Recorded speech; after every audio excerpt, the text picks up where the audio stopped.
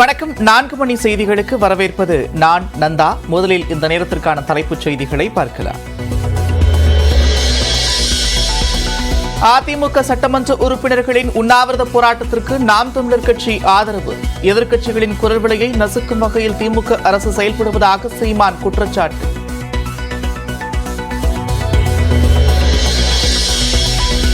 வெம்பக்கோட்டை அகழாய்வில் அகழ்விளக்கு கண்டெடுப்பு. சுடுமண்ணாலான கூம்பு வடிவ கிண்ணத்தின் அடிப்பகுதி உள்ளிட்டவற்றையும் கண்டறிந்த ஆய்வாளர்கள்.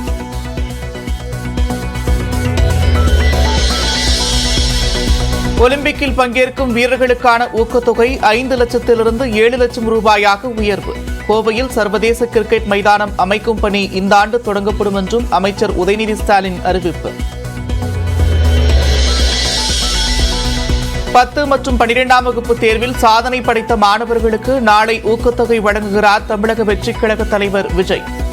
விழாவில் நடிகர் விஜய் 10 நிமிடங்கள் உரையாற்ற உள்ளதாக தகவல்.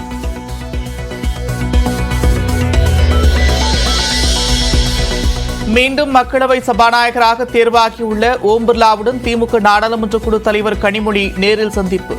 முதலமைச்சர் மு க ஸ்டாலின் சார்பில் மலர்கொத்து மற்றும் வாழ்த்து மடலை வழங்கினார்.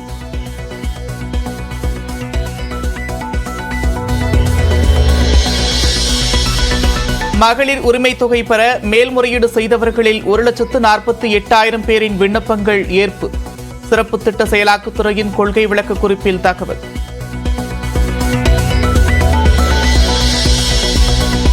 கோவை, நீலகிரி மாவட்டங்களில் இன்று கனமழை பெய்யும். சென்னையின் ஒரு சில பகுதிகளில் லேசான மழைக்கு வாய்ப்பிருப்பதாக வானிலை மையம் தகவல். ஸ்ரீபெரும்புதூர் ஆலையில் திருமணமான பெண்களுக்கு பணி மறுத்ததாக வெளியான தகவலுக்கு பாக்ஸ்கான் நிறுவனம் மறுப்பு. அண்மையில் தேர்வானவர்களில் 25 விழுக்காட்டினர் திருமணமான பெண்கள் என்று விளக்கம்.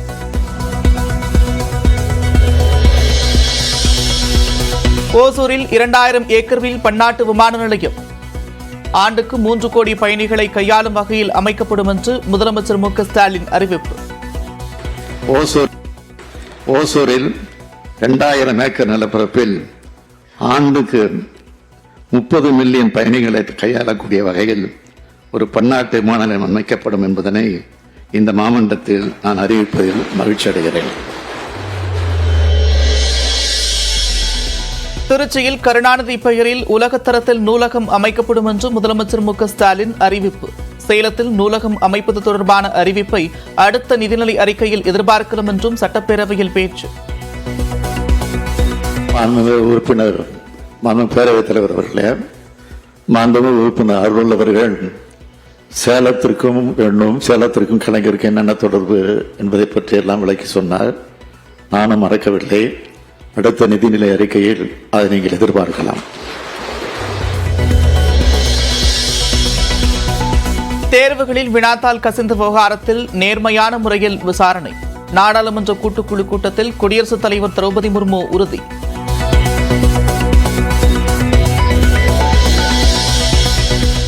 நீட் முறைகேடு தொடர்பாக ஜார்க்கண்டில் பள்ளி முதல்வரிடம் விசாரணை. SBI வங்கியில் வினாத்தாள் வைக்கப்பட்டிருந்ததா என்று ஊழியரிடம் கேள்வி.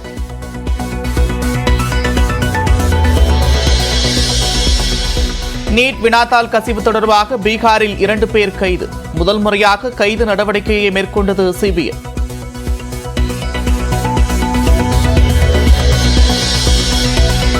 நாடாளுமன்றத்திலிருந்து செங்கோலை அகற்ற வேண்டும். மன்னராட்சியை பிரதிபலிப்பதாக கூறி சமாஜ்வாதி MP சௌத்ரி கோரிக்கை.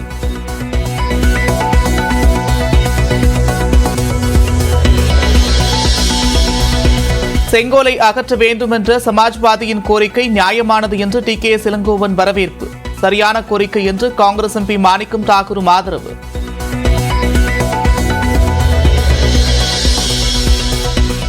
மயிலாடுதுறையில் 100 அடி உயர மணிக்கூண்டு கோபுரத்திற்கு வெடிகுண்டு மிரட்டல் புரளி. சென்னை காவல் கட்டுப்பாட்டு அறைக்கு தொடர்பு கொண்ட மிரட்டல் விடுத்த மர்ம நபர் குறித்து விசாரணை.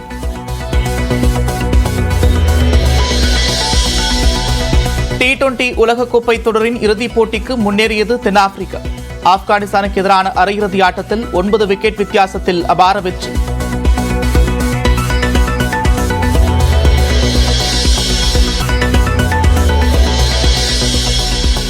மக்களவை சபாநாயகருடன் ராகுல் காந்தி உள்ளிட்ட இந்தியா கூட்டணி கட்சி தலைவர்கள் சந்திப்பு. நீட் வினாத்தாள் கசிவு தொடர்பாக மக்களவையில் விவாதிக்க அனுமதிக்க வேண்டும் என்று கோரிக்கை.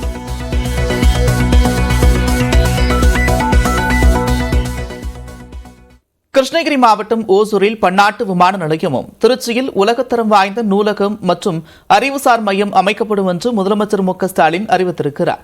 சட்டப்பேரவையில் 110 விதியின் கீழ் பேசிய முதலமைச்சர் மு க ஸ்டாலின் தமிழ்நாட்டின் அனைத்து மாவட்டங்களிலும் தொழில்களை பரவலாக உருவாக்கி வருவதாக கூறினார். அந்த வகையில் மின்வாகன உற்பத்தியில் வளர்ந்து வரும் ஓசூரில் பன்னாட்டு விமான நிலையம் அமைக்கப்படும் என்று முதலமைச்சர் மு க ஸ்டாலின் தெரிவித்தார். ஓசூர் நகரத்திற்கான ஒரு புதிய பெருந்திட்டம் மாஸ்டர் பிளான் தயாரிக்கப்பட்டு அது முடிவடையும் தருவாயில் உள்ளது. ஓசூர் மட்டுமல்லாது கிருஷ்ணகிரி மற்றும் தருமபுரி பகுதியின் ஒட்டுமொத்த சமூக பொருளாதார வளர்ச்சிக்கு உதவும் வகையில் ஓசூரில் ஒரு விமான நிலையம் அமைப்பது அவசியம் என இந்த அரசு கருதுகிறது. ஓசூரில் 2000 ஏக்கர் நிலப்பரப்பில் ஆண்டுக்கு 30 மில்லியன் பயணிகளை கையாளக்கூடிய வகையில் ஒரு பன்னாட்டு விமான நிலையம் அமைக்கப்படும் என்பதனை இந்த மாமண்டத்தில் நான் அறிவிப்பதில் மகிழ்ச்சி அடைகிறேன். தொடர்ந்து பேசிய அவர் திருச்சியில் உலகத்தரம் வாய்ந்த நூலகம் மற்றும் அறிவுசார் மையம் அமைக்கப்படும் என்றும் முதலமைச்சர் தெரிவித்தார். இதேபோன்று சேலத்திலும் நூலகம் மற்றும்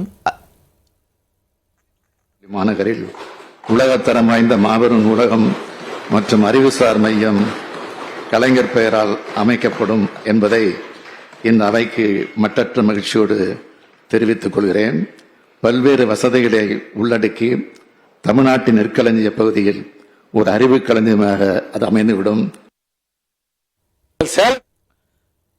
இதேபோன்று சேலத்திலும் நூலகம் மற்றும் அறிவுசார் மையம் அமைக்க வேண்டும் என்று பாமக சட்டமன்ற உறுப்பினர் அருள் கோரிக்கை வைத்தார்.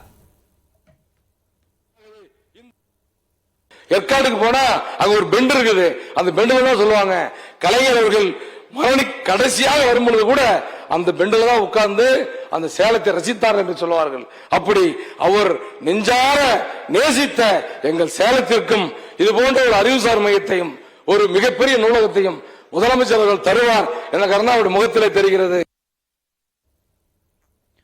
இதற்கு பதிலளித்து பேசிய முதலமைச்சர் மு க ஸ்டாலின் அடுத்த நிதிநிலை அறிக்கையில் சேலத்தில் நூலகம் அமைப்பது தொடர்பான அறிவிப்பை எதிர்பார்க்கலாம் என்று கூறினார். மாண்புமிகு உறுப்பினர் அருள் அவர்கள் சேலத்திற்கும் சேலத்திற்கும் கலைஞருக்கு என்னென்ன தொடர்பு என்பதை பற்றியெல்லாம் விளக்கி சொன்னார். நானும் மறக்கவில்லை. அடுத்த நிதிநிலை அறிக்கையில் அதை நீங்கள் எதிர்பார்க்கலாம். கோவையில் சர்வதேச கிரிக்கெட் மைதானம் அமைக்கும் பணி இந்த ஆண்டு தொடங்கப்படும் என்று சட்டப்பேரவையில் விளையாட்டுத்துறை அமைச்சர் உதயநிதி ஸ்டாலின் தெரிவித்திருக்கிறார். சட்டப்பேரவையில் மானிய கோரிக்கைகள் மீதான விவாதங்களுக்கு அமைச்சர் உதயநிதி ஸ்டாலின் பதிலளித்தார். அப்போது பேசிய அவர் ஒலிம்பிக்கில் பங்கேற்கும் வீரர்களுக்கான ஊக்கத்தொகை 5 லட்சத்திலிருந்து 7 லட்சம் ரூபாயாக உயர்த்தப்படும் என்றும் 9 சட்டப்பேரவை தொகுதிகளில் மினி ஸ்டேடியம் அமைக்கும் பணி நடைபெற்று வருவதாகவும் கூறினார். பிற தொகுதிகளில் இடங்களை அடையாளம் காணும் பணி நடைபெற்று வருவதாகவும் உதயநிதி ஸ்டாலின் குறிப்பிட்டார்.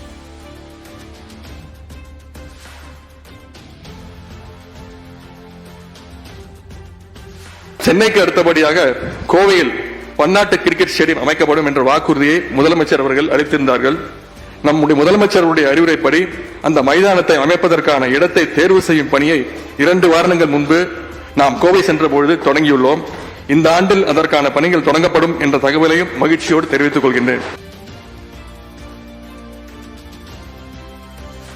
இதன் பின்னர் இளைஞர் நலன் மற்றும் விளையாட்டு மேம்பாட்டுத் துறையில் 24 புதிய அறிவிப்புகளை வெளியிட்டார். மதுரையில் புதிதாக அமையவுள்ள ஒலிம்பிக் அகாடமியில் உலக தரத்திலான நீச்சல் குளம் அமைக்கப்படும் என்றும் செங்கல்பட்டு மாவட்டம் மேலக்கோட்டையூரில் உள்ள தமிழ்நாடு உடற்கவியல் மற்றும் விளையாட்டு பல்கலைக்கழகம் மற்றும் அரியலூர் திருவண்ணாமலை மாவட்ட விளையாட்டு வளாகங்களில் செயற்கை இலை ஹாக்கி ஆடுகளம் அமைக்கப்படும் என்றும் அறிவித்தார். கன்னியாகுமரி மாவட்டத்தில்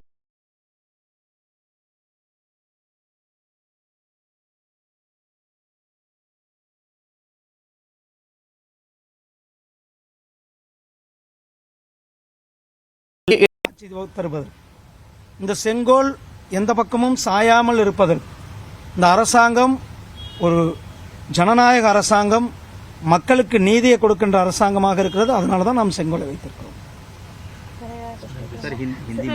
एक मिनट तमिल का பிரதமர் வந்து செங்கோலை आपका நிறுவும் सेपरेट तरह करें சார் பிரதமர் செங்கோலை நிறுவும் போது அதை தொட்டு வணங்கினாரு. ஆனா அது அவர் எம்பியா பதவி ஏற்கும் போது அதை தொட்டு வணங்கலன்னு அகிலேஷ் யாதவ் சொல்றாரு. செங்கோல் அது தொட்டி வணங்கின உடனே இன்றைக்கு பாராளுமன்றத்தில் கூட பார்த்தீங்க, செங்கோலை எடுத்துட்டு போய் தான் ஜனாதிபதி அவர்களை வரவேற்று கொண்டு வந்தார்கள். இந்திய அரசியலமைப்பு சட்டத்தை வணங்கினார். 2014 ஆட்சி எடுக்கும்போது இந்திய அரசியலமைப்பு சட்டம் என்னுடைய புனித நூல் அப்படின்ட்டு வணங்கி எடுத்தார். 2019 இந்திய அரசியலமைப்பு சட்டத்தை வணங்கி எடுத்தார். 2024 இந்திய அரசியலமைப்பு சட்டத்தை வணங்கி எடுக்கிறார். இதில் செங்கோல் என்பது தமிழர்களுடைய ஆட்சி பரிபாலனத்தை பிரதிபலிக்கிற, தமிழர்களுக்கு ஒவ்வொருவருக்கும் பெருமை சேர்க்கின்ற இந்த செங்கோல், அந்த செங்கோலை இங்கு நிறுவி நமக்கு பெருமை சேர்த்திருக்கிறது நம்ம பிரதமர். அதை தான் நாம் இங்கு பார்க்கிறோம். நன்றி.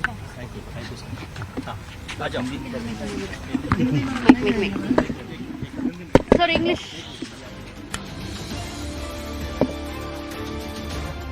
டெல்லியில் மத்திய இணையமைச்சர் எல் முருகன் செய்தியாளர்களை சந்தித்த காட்சிகளை பார்த்தோம்.